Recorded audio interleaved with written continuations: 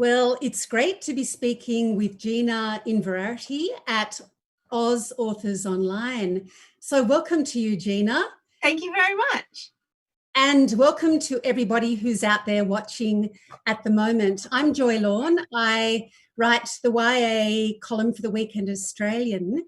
And I've been asked to interview Gina because I love her debut novel, Snow. And I have actually already interviewed her about it on my blog, Paperbark Words.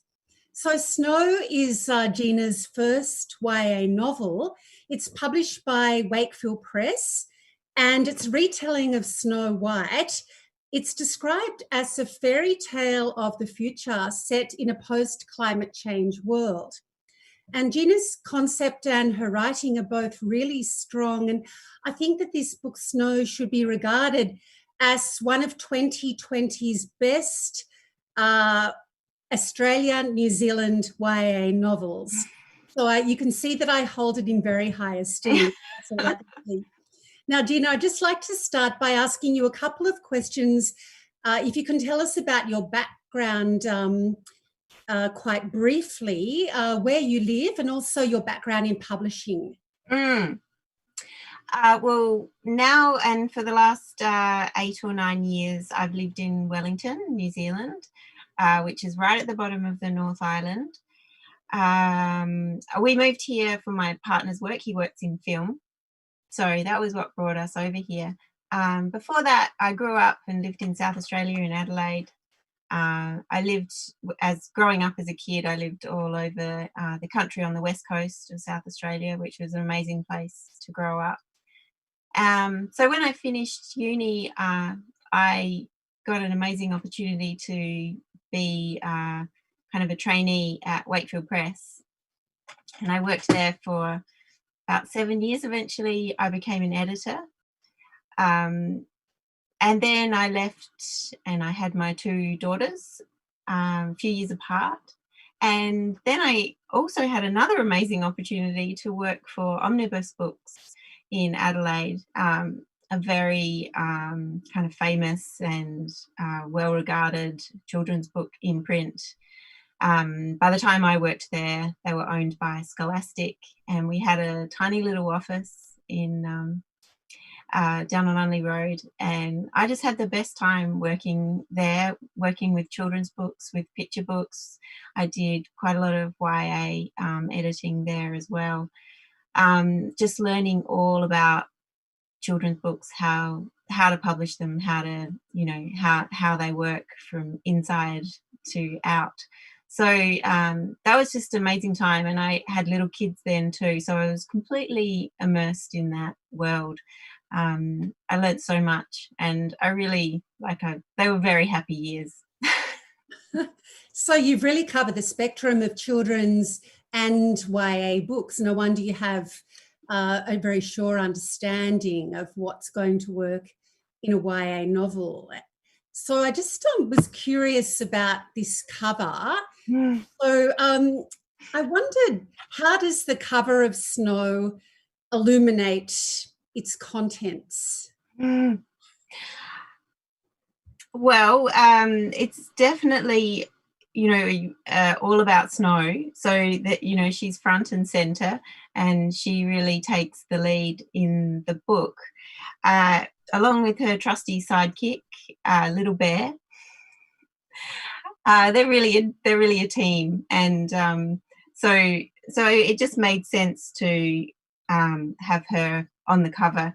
And it's a fantastic illustration by Sam Cowley. It was kind of wonderfully came together because Wakefield kind of made it put it out to the illustrators. I'm ignorant on where exactly they students anyway at one of the design colleges in Adelaide, and Sam did this great kind of mock-up, and it was just instantly he'd captured Snow's character and Little Bear as well, and so just with a little bit of tweaking, he came up with the amazing illustration for the front cover. I mean, it's really engaging. It's great to have a complete creation from scratch, you know, that comes, you know, literally through, you know, the pencil of, you know, filtered through the mind of an illustrator. I mean, that's what I loved about children's books, is working with illustrators and seeing how they interpret words and come up with something. Just, it's always amazing.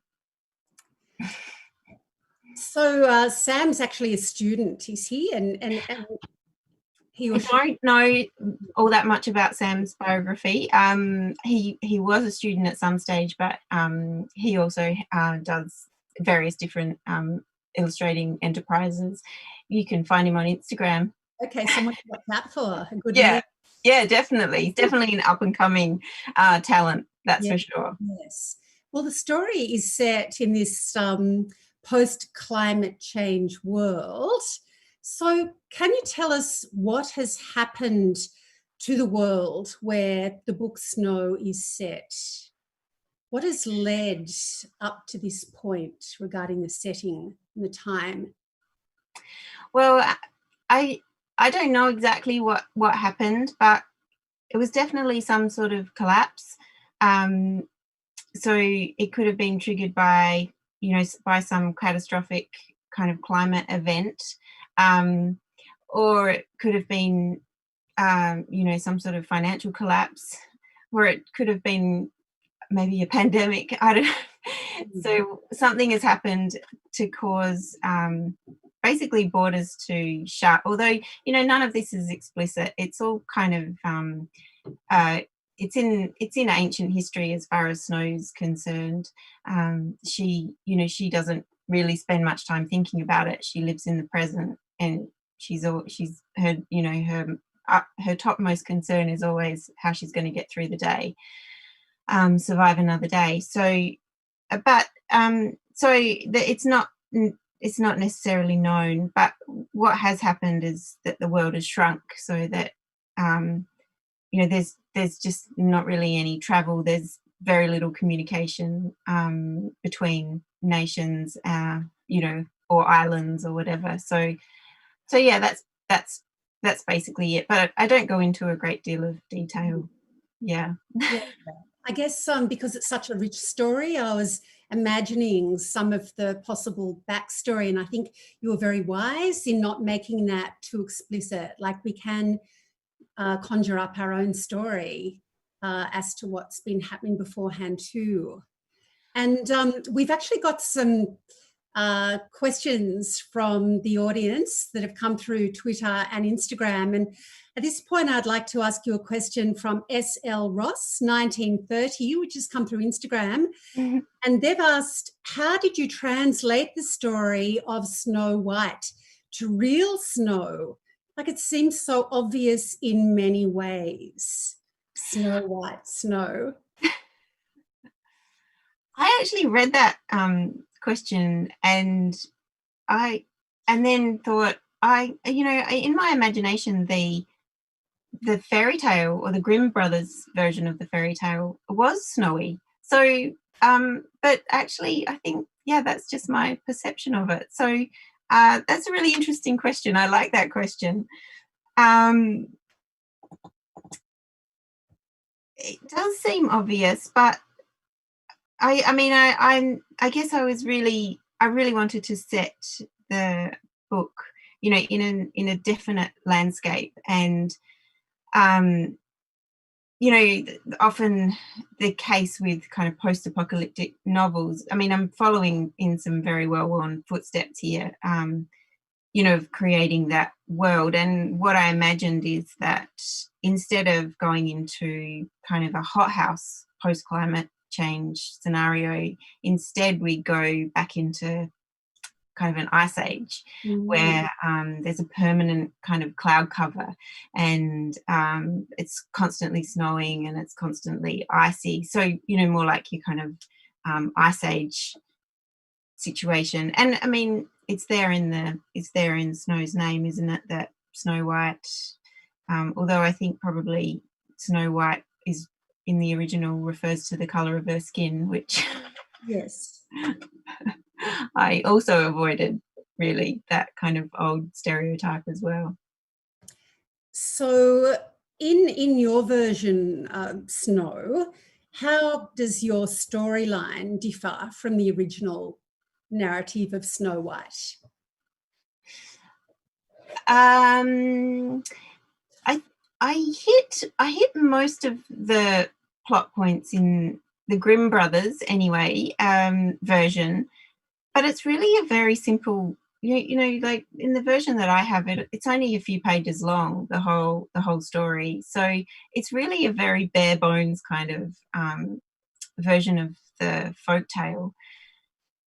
So you know, the main plot points are the, you know, the evil stepmother, the magic mirror, the seven dwarves, and you know, then the poison apple, poison hair comb, and another one is the corset, a tight corset.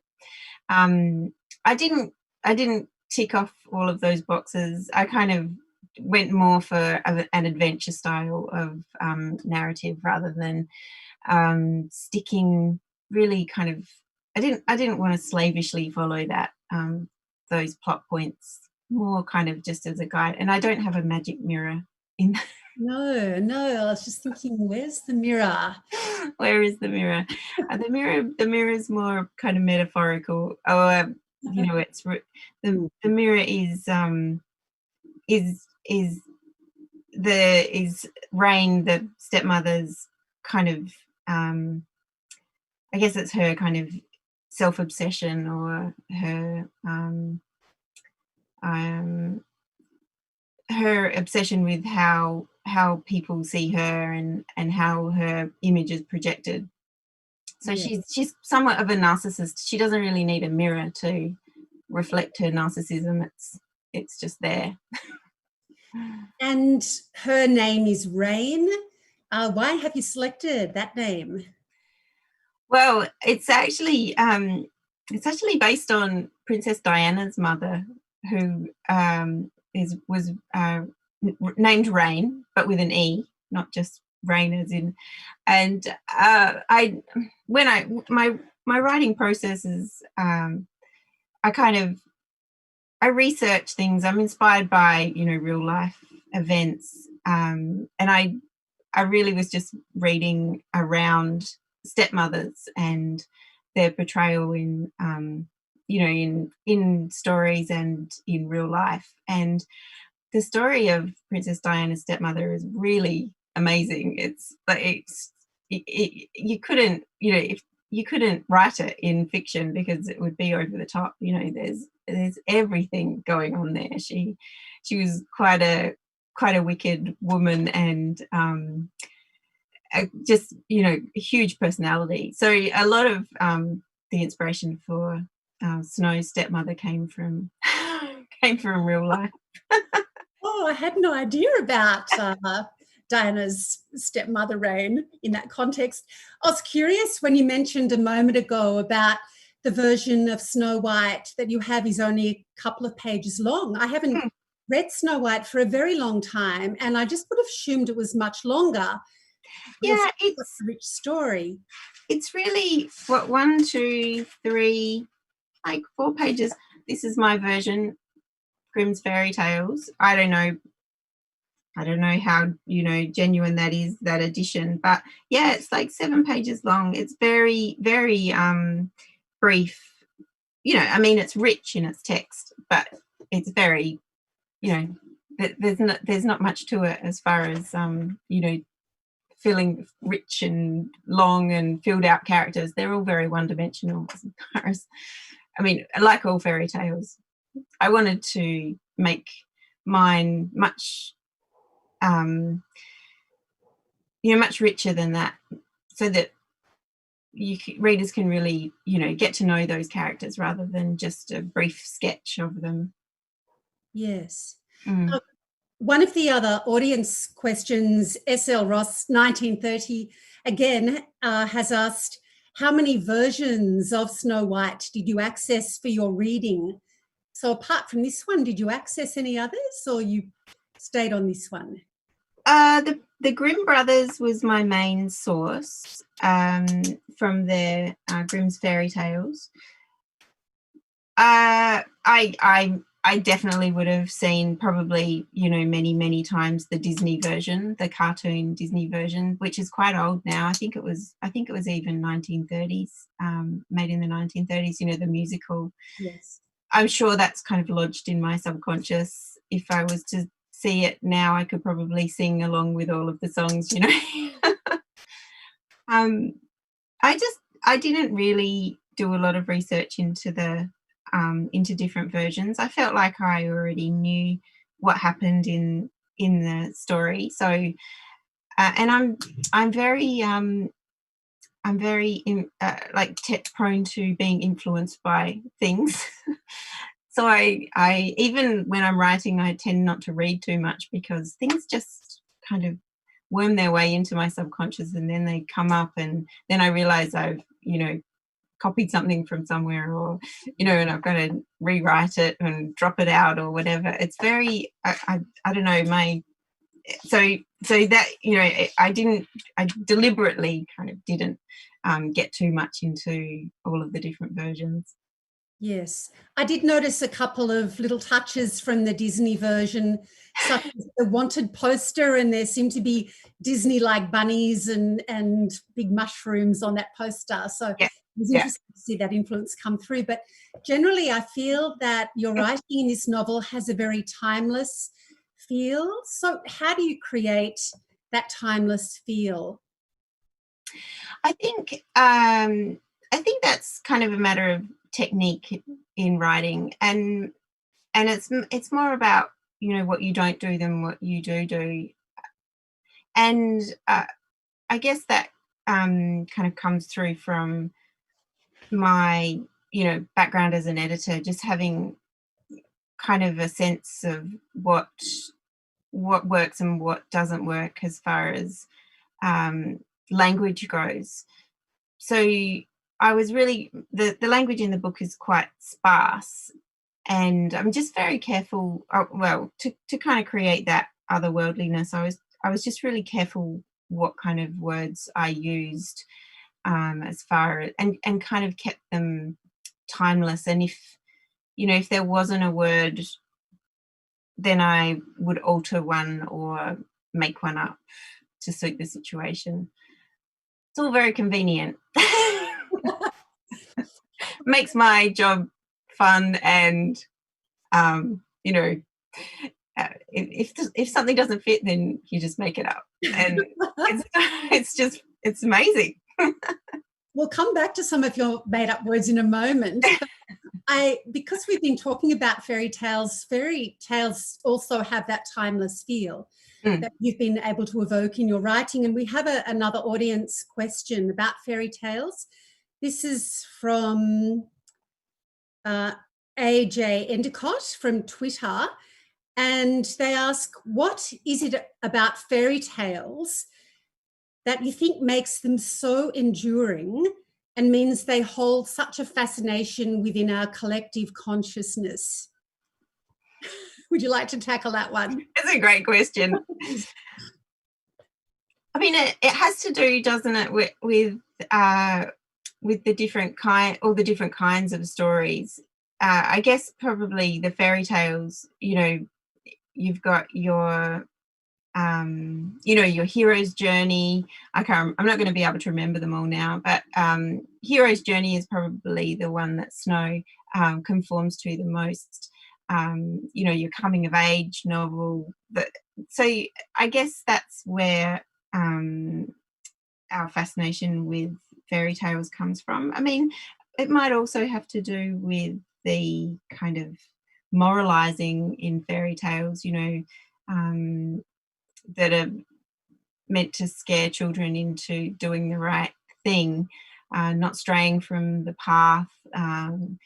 In Hansel and Gretel's case, or Little Red Riding Hood, not straying from the path in case you get eaten by a wolf.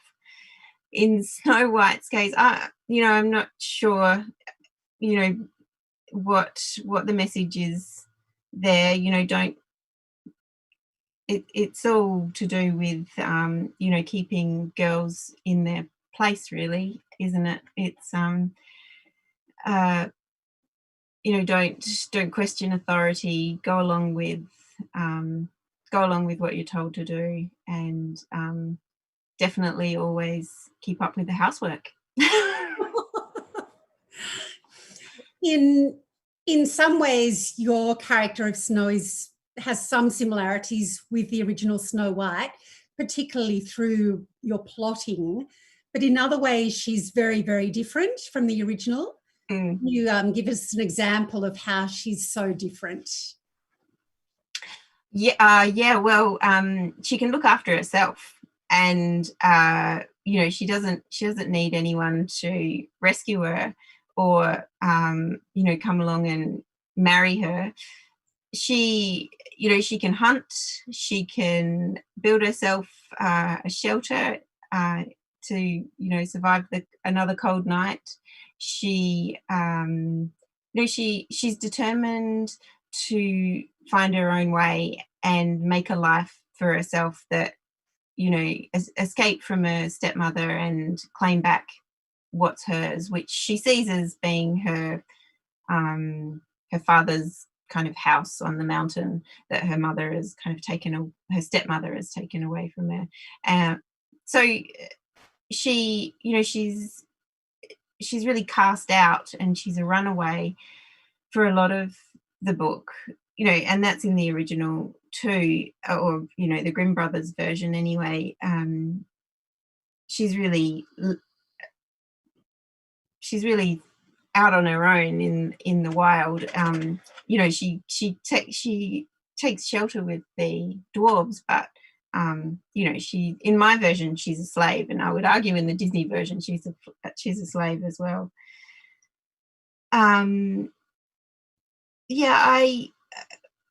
I've lost my train of thought a little bit, but I guess no, I think they're great points how you've described how she's different, and I just wondered if it was a bit of a modern feminist sensibility that was coming through.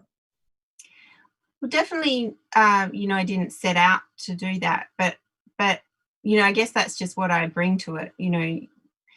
When Snow has to make a decision, then she makes it kind of through my lens, my feminist sensibilities, I guess. So at every point when she comes to making a decision, is she going to choose this path or this path, then it comes from me, I guess. But also a kind of deliberate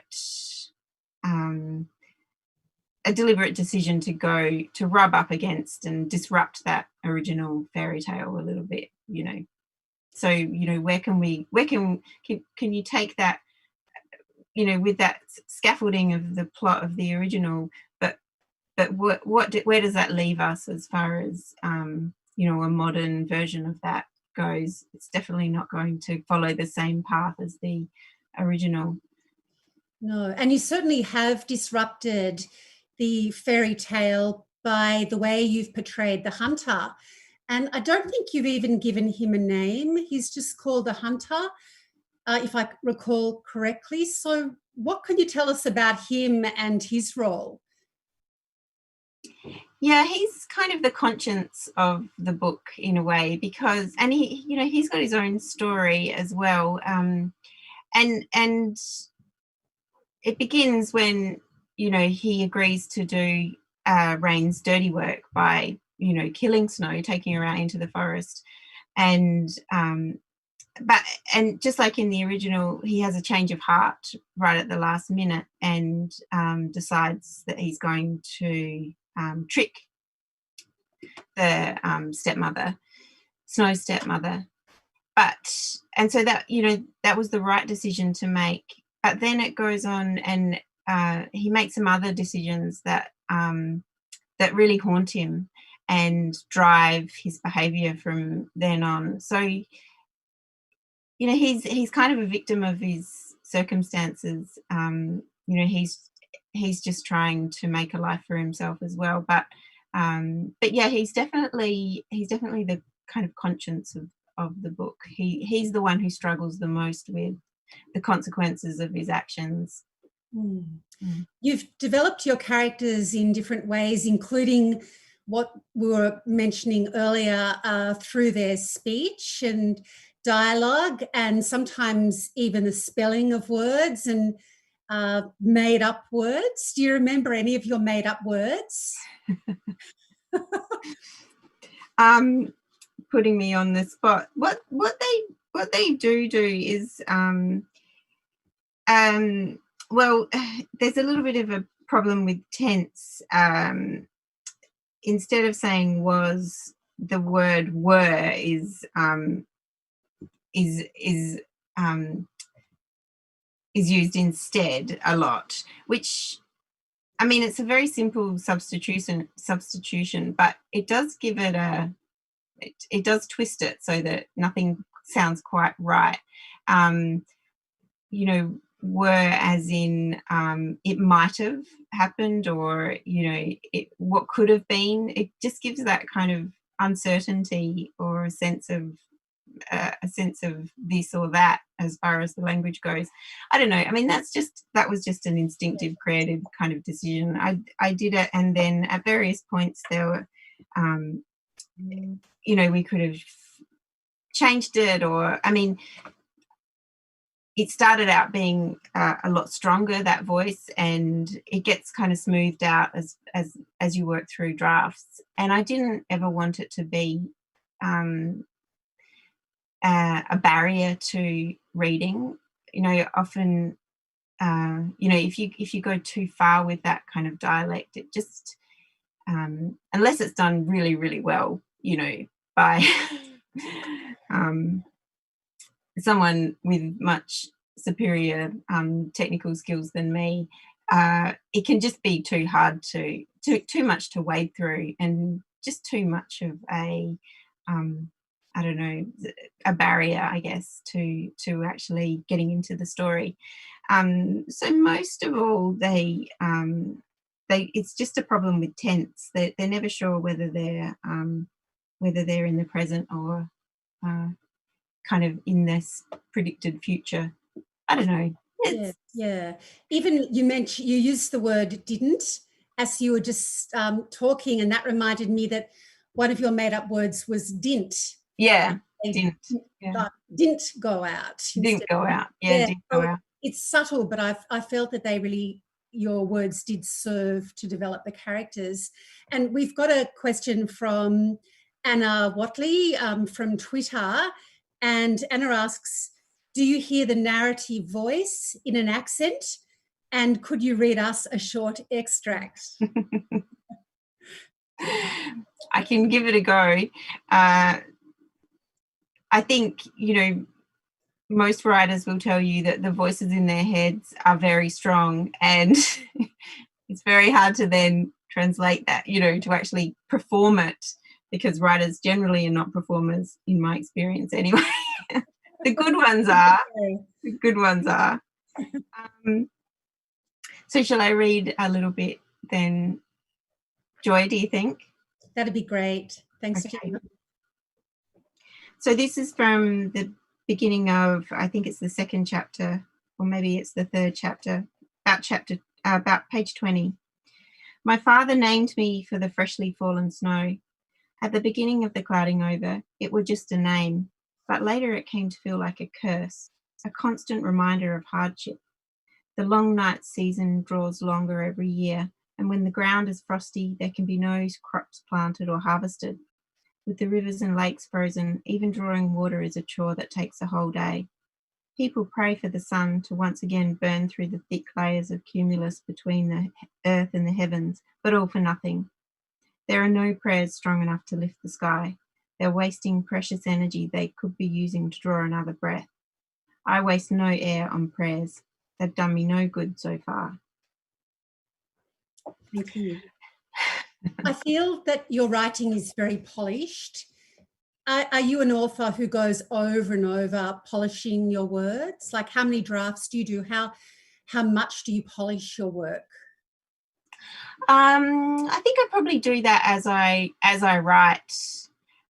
mean, the hardest thing coming from, well, for me, coming from an editing background is just getting words on the page without, you know, editing them 3 times in your head before they actually, you know, land on the page. So I guess I do kind of go over things as I write and then go back over them as I write sections. I find it hard just to kind of write freely and copiously. So I don't tend to write, you know, tons and tons over and then cut out big chunks. So probably, yeah, I think it is, it comes out fairly as I want it. And then it's edited a lot, but it's not kind of my style to write a lot and then end up with, and then edit, you know, cut back to what I want. I think that's just kind of my training, overcoming anything else, maybe. Yeah. We have a question about your writing routine from This Girl Writes, and it's come through Twitter. And the question is, do you have a writing routine, and how has it changed, if at all, in the current climate? Well, I had a really good lockdown in that I did do lots of writing. I finished another manuscript in lockdown, and I think I mean, that had to do with the atmosphere in my house as well, because my children were doing remote learning, and they're in high school or middle school and high school over here, so they were very independent. I mean, I helped occasionally, but they were very independent, and my partner was working at home too. So there was a very studious kind of vibe in the house, which really was quite productive. But in usual life, in normal life, as pre-pandemic days, I work as well, so I just sit down at my desk and kind of feel guilty until I've done something, and then once I've done something, then I can stop, you know, feeling guilty, and I can move on with the rest of my day. Yes. That's incredible to hear that you finished a manuscript, and we'll just come back to that in a moment. But just imagining you sitting, writing in your home. I know that the forest is a major part of your life, and Anna Watley Writer has sent a question through Instagram about forests. She asks, is there a real forest or place that you imagined when you decided on the setting for Snow? Well, we do. There is a forest that's very special to me. My partner and I have a property just north of Wellington, and it has a couple of forests on it of exotic trees, and then a huge amount of just native bush as well. So I guess the setting for Snow is a combination of those two things. There's a lot of plantation forest in New Zealand, so a lot of the setting for Snow, and the territory that she kind of travels through, a lot of that is plantation forest, and then some of it is native bush as well. So I mean, we have travelled a lot around New Zealand, and it's just overwhelmingly spectacular. It's, you know, you just can't help really but, you know, be inspired by it. It's amazing. You know, it's kind of overwhelming, especially, you know, for someone who grew up in South Australia, where, you know, it's pretty much flat except for, you know, a little hill that's kind of sometimes called a mountain. So living here, you know, on a clear day we can see excuse these snow-capped peaks of mountains, and like that just blew my mind. I can never get over that. It just seems so crazy to be able to see that out of my window. So yeah, I guess that it was just a kind of trying to express my appreciation of that, and my gratitude to live in such a beautiful place. Yeah. How wonderful, even being able to look out your window and seeing snow-capped mountains. Yeah. It's just very appropriate for such a story. I just want us to imagine that we're walking into the forest in your story. For those who've already read Snow, you have a very good sense of what that forest is like. And for everybody else, just take yourself into this forest. Close your eyes if you want. And I want you to picture the scene of snow actually having some sort of relationship with the trees. So, Gina, can you tell us about what is this beautiful relationship in the forest with the trees? Well, when Snow's first left in the forest, she has to make her way towards the miners' village where she hopes that she might find some shelter. And at first, she just kind of gets this sense that there's a bit of whispering and kind of gossiping happening, and she's kind of what's going on, and she feels a little bit cross, and so she starts to kind of really imagine or feel that the forest around her is actually talking about her and judging her as she walks underneath with this little bear that she's kind of adopted already. But then over time, she comes to be more on friendly terms with these trees, and somehow they give her messages. They can see things that she can't, and they just pass along messages that she just kind of absorbs through her skin, kind of. And the hunter, when he finds out that she can do this, is that's not normal, and and Snow kind of says, really, like, can't everyone hear the trees talking? And he's like, no, they can't. That's not normal. But she, that doesn't bother her. She doesn't think too much about it. And I don't know, I just am really intrigued by that idea. And the idea that maybe you can spend enough time outside and get quiet enough, then maybe you actually can hear what the trees are saying. Wouldn't it be nice? No, it's a wonderful thought.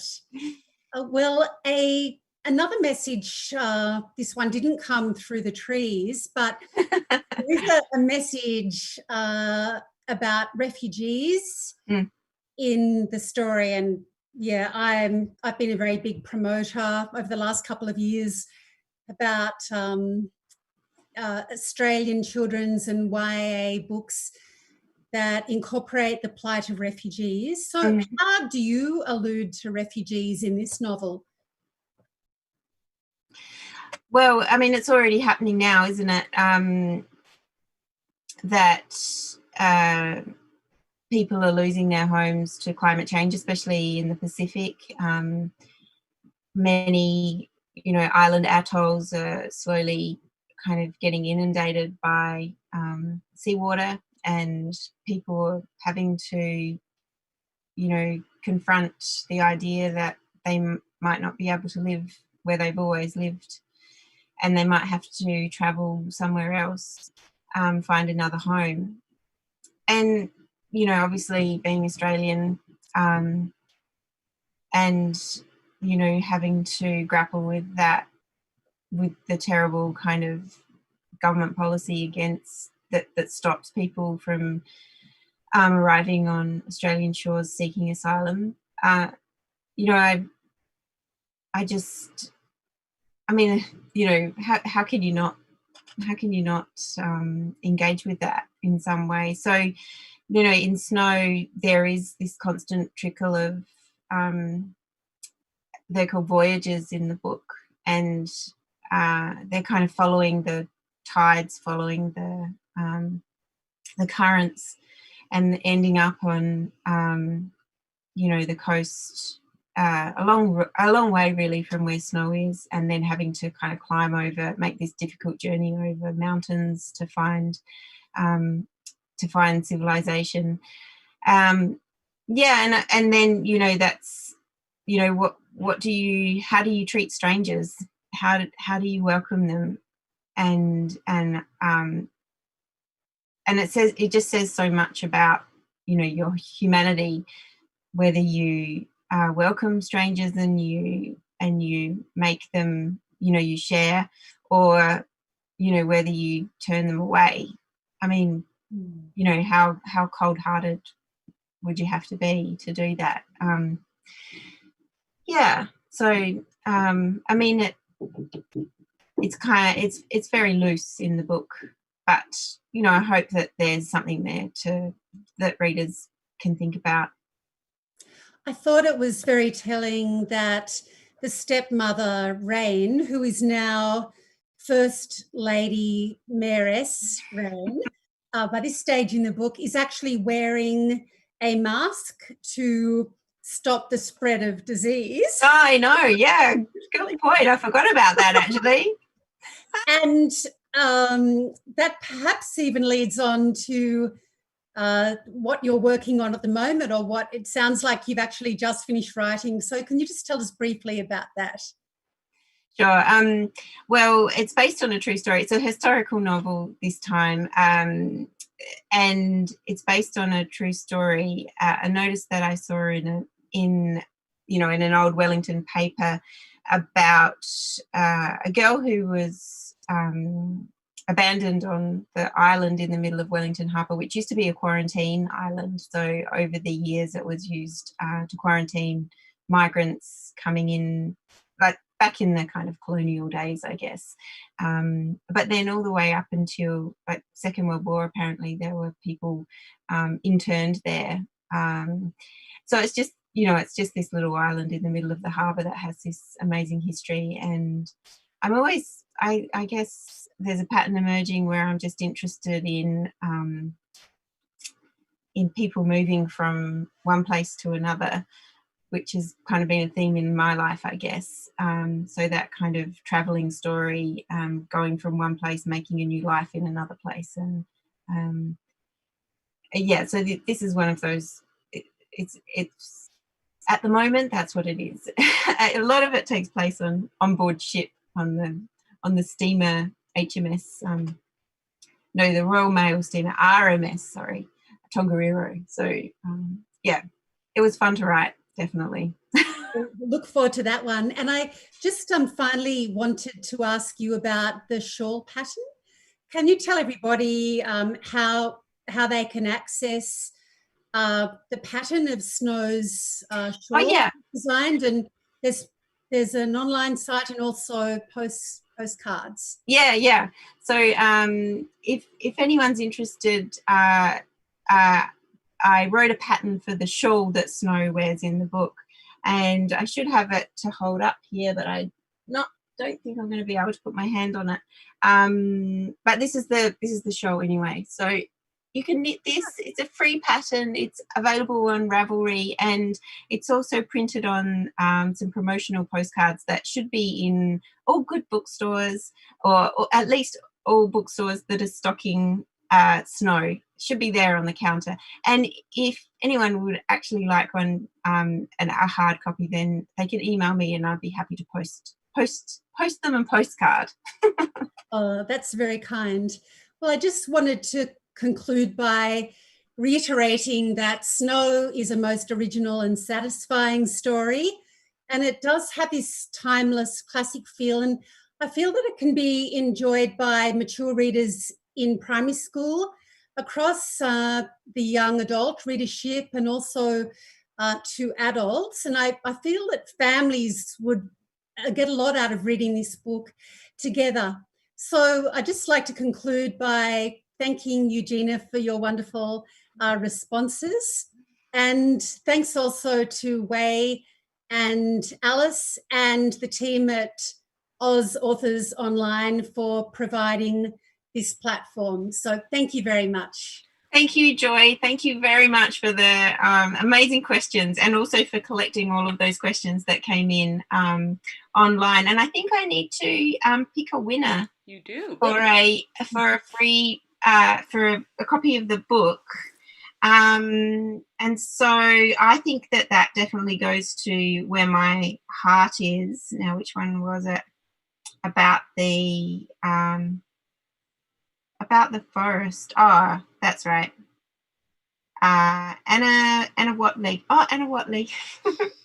Is there a forest or a place that you imagined when you decided? So definitely my heart is in the forest. That's where the book goes.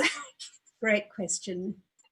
Beautiful, and congratulations, Anna. And thank you. I just want to reiterate again, thank you so much, Gina and Joy, for joining us and sharing, Gina, for sharing your beautiful love. And absolutely, I'm so excited to read this book and go on this journey with Snow. And she sounds like an absolutely fascinating character. Those of you online watching, please do visit the wonderful links of the amazing booksellers who are stocking the book, and make sure that you get that shawl pattern and postcard as well. That looks very cozy, perfect for winter as we come Very up. cozy. And it's a chilly book to read, so you might need an extra layer.